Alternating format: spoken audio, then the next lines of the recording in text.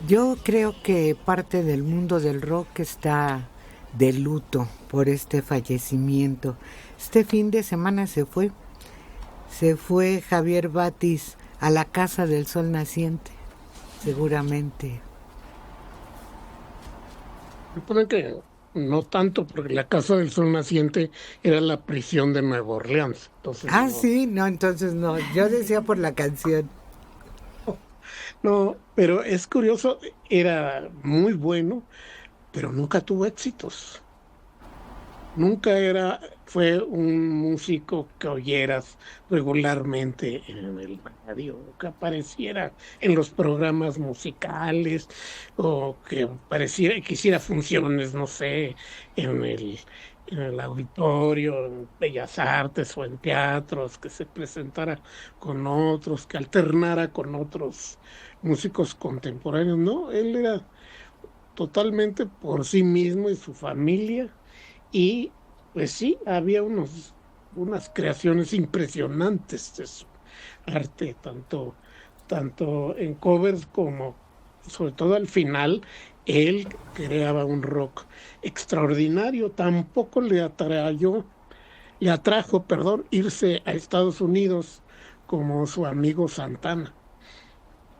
Yo recuerdo en alguna ocasión, tenía un amigo que le fascinaban los dos, que me llevaron a una aparición de los dos en un pequeño eh, ca- café concierto, restaurancito que estaba exactamente enfrente de la Alameda.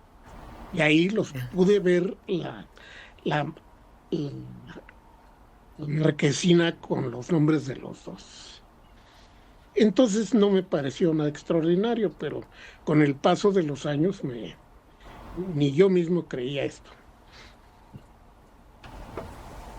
Sí, Javier Batis comienza en la segunda parte de los años 50, en el 56, 57, en Tijuana, y su grupo se llamaba los TJs, los TJ, los TJs, y ahí comienza, fíjate que jamás hizo rock and roll. Él comenzó en el blues, comenzó en el rhythm and blues.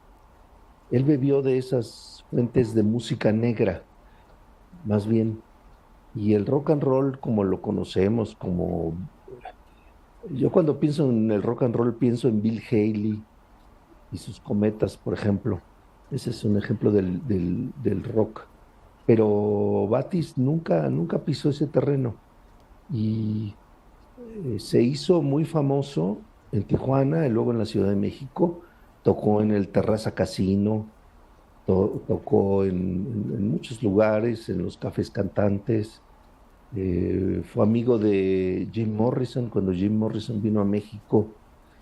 eh, Estuvieron juntos, no tocaron juntos, pero Jim Morrison lo fue a ver tocar. eh, y bueno, hizo películas también. Yo me sí. acuerdo de una película sobre todo, está en varias, pero yo me acuerdo de una sobre todo que dirigió José Agustín, que se llama, José Agustín, el escritor que estudió cine. La película se llama Ya sé quién eres, te he estado observando, Ah, sí, sí, sí. con Angélica María y Octavio Galindo. Y ahí sale Javier Batiz tocando. Y sale su hermana también, Baby Batiz, que era una gran cantante de blues. Es una gran cantante de blues. Y sale Javier Batiz con un peinado afro, ese pelo chino y redondo que se usó en esos años 60. Gran intérprete de la música del rock, del blues sobre todo, una gran influencia y pues se fue el brujo, le decían, el brujo Javier Batis. Que enseñó a tocar la guitarra a Carlos Santana, porque Javier Pues empieza muy niño y Carlos Santana a los 11 años quería aprender a tocar guitarra y Javier lo enseñó y lo animó a presentarse. Sí, tuvieron una amistad que pues mantuvieron todo el tiempo, a distancia a veces, pero mantuvieron todo el tiempo, sí. Carlos Santana, pues como un éxito internacional absoluto, y Javier Batis en la subcultura del rock mexicano. Batis tenía una forma muy especial de tocar la guitarra porque colocaba las notas de una forma distinta a la de otros guitarristas, pero realmente sobresalía sobre los guitarristas que estaban en esa época en el espectáculo. Él sobresalía con todos ellos. Es que los guitarristas y los músicos en general de su época, de sus comienzos, eran muy, se llamaba en esas épocas, muy fresas. Eh, Hacían covers, hacían baladas, hacían otro tipo de música. Y Javier Batis, no, como él le gustaba la música negra, la música del blues, pues se fue más por esos caminos y aprendió de grandes maestros del blues, como los grandes guitarristas negros, como B.B. King, por ejemplo. Era lo que en esa época se le llamó como muy existencialista. No le preocupaba mucho la apariencia, se dejaba el pelo largo. Era así como distraído en su apariencia, ¿no? Descuidado, sí, Bueno, conste que yo descuidado. le puse distraído nada más. Era una manera de ser, sí, claro, claro. Era contracultural. Pues falleció este fin de semana Javier Batis y se queda en el recuerdo de todos nosotros. No sé si ustedes se acuerdan de un documental que hicieron de él, quizá hace 5 años, que ya retirado en su casa, seguía él recordando los logros que tuvo en el espectáculo. Sí, claro. Y en Tijuana, fíjate que en Tijuana le hicieron un homenaje hace, cuando mucho, un mes, mes y medio, en el Centro Cultural Tijuana, y le dieron un reconocimiento. Ya iba muy disminuido, en silla de ruedas, afectado por el cáncer, pero ahí estaba con sus amigos rockeros, y ya lo pueden ver en muchos documentales, en YouTube lo encuentran, con la historia del rock. Él no fue a Vándaro, por ejemplo, él no estuvo en Avándaro, como estuvieron muchos grupos. eh, Él fue una ausencia muy notoria de Avándaro, pero lo encuentran en YouTube hablando de su historia, de sus éxitos, de su vida, de sus anécdotas. Era muy simpático, muy memorioso, muy crítico también.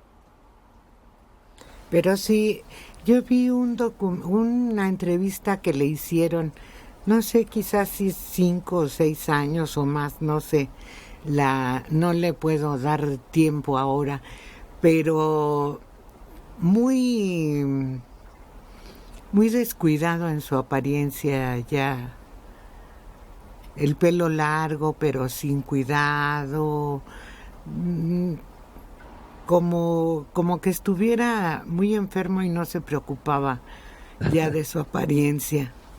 Sí, estaba enfermo, pero así era, ¿eh? Sí se preocupaba, sí se bañaba, nada más que parecía que no. Pues hoy lo recordamos por su fallecimiento y ya se fue a tocar la guitarra a otros lugares. Tenía 80 años, nació en 1944 y es, junto con Alex Lora, un pilar del rock en México. Queridos amigos, escribió Claudia Madrid, su compañera, para informarles que nuestro adorado y querido mi esposo Javier Batis trascendió el día de hoy. Su legado y su música quedan para la eternidad. Te amo, amor mío, vuela alto, mi ángel. Hace meses se le preguntó: Javier, ¿piensas en la muerte? Y él contestó con toda serenidad: la muerte es, como la veo, el despertar de un sueño. Para mí la vida es un sueño y morir es el despertar. Y dice en esa entrevista que le hicieron hace un tiempo que se sabía todas las canciones de Infante, Negrete y hasta las que cantaba Antonio Badú, que las había escuchado en un radio que había en su casa. Pues se va con Javier Batis una época del rock en México, del blues, como dices tú, de esa música como melancólica, como para recordar, ¿no, Jaime? El blues es música del dolor de la comunidad negra en los Estados Unidos. Es una música, pues, que canta las lágrimas de la comunidad negra explotada en los Estados Unidos, de los trabajadores negros.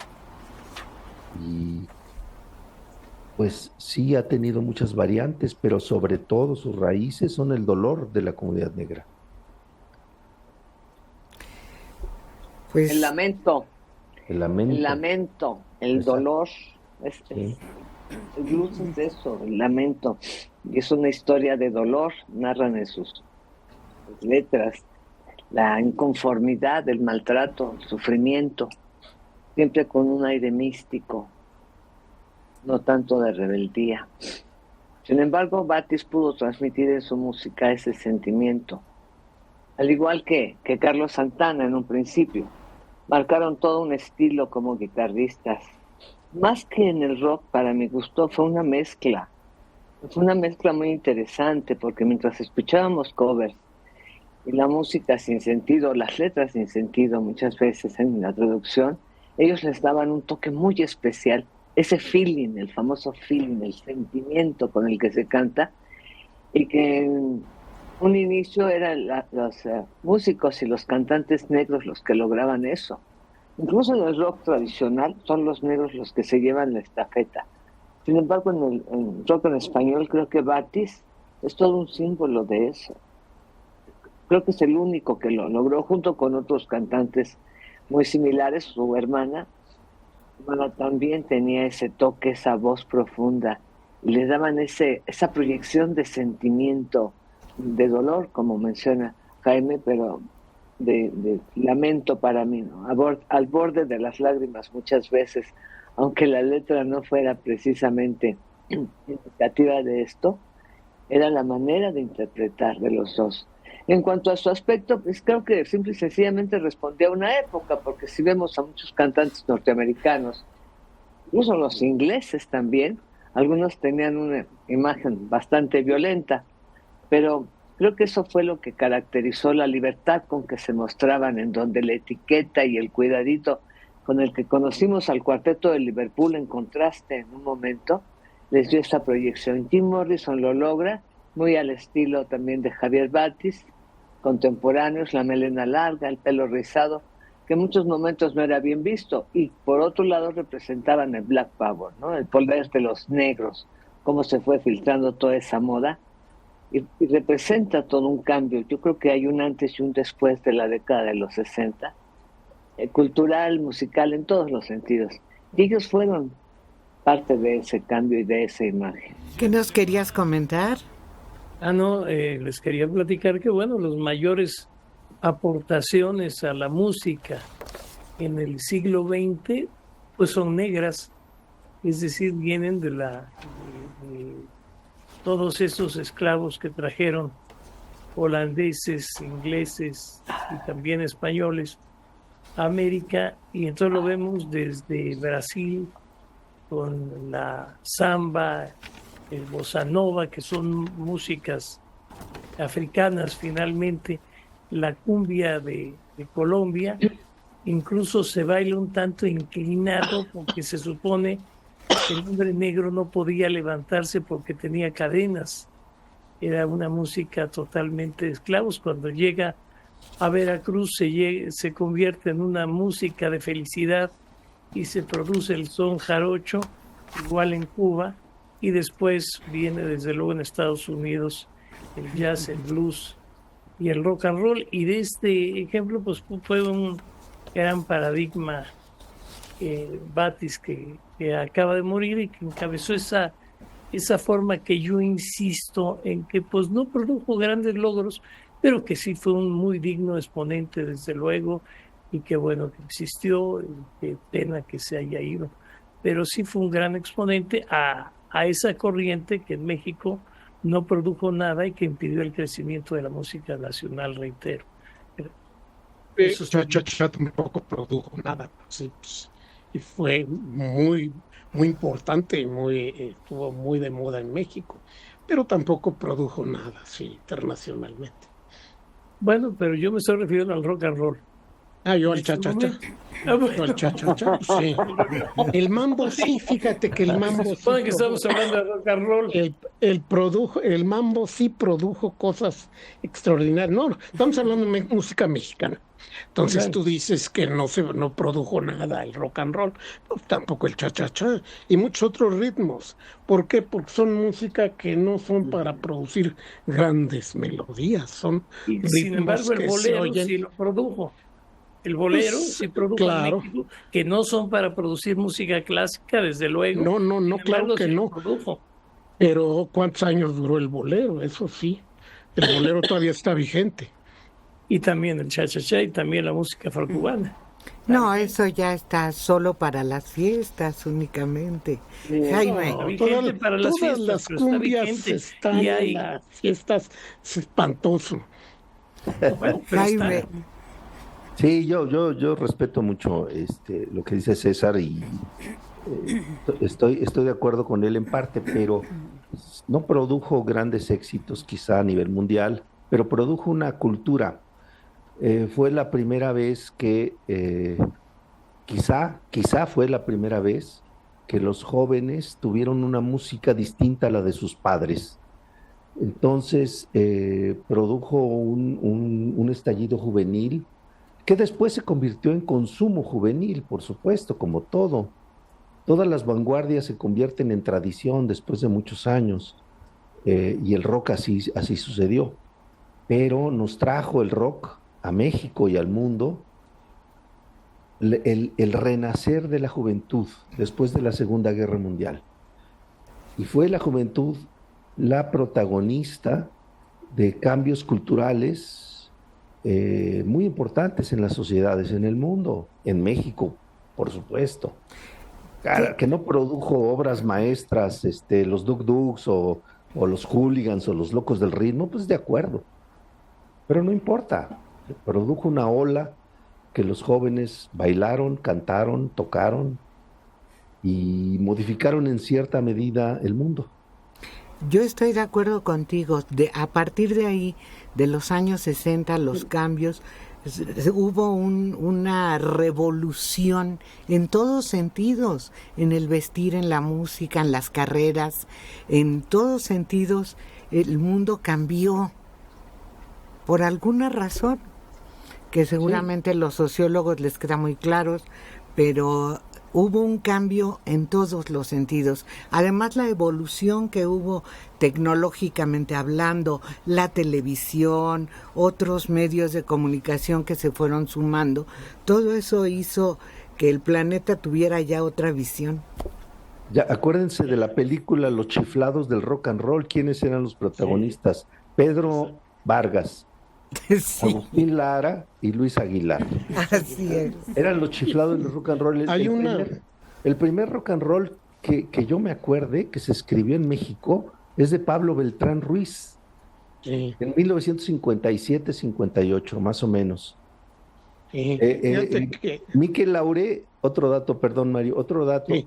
Miquel Lauré empezó a tocar rock and roll en los años 50 y se llamaba Miquel Lauré y sus cometas, porque le copiaba a Bill Haley. Adelante, Mario. Sí, Celia Cruz tiene una canción que sale exactamente en estos años, en los 56, 57, en donde hace la narración de esa evolución de la música popular.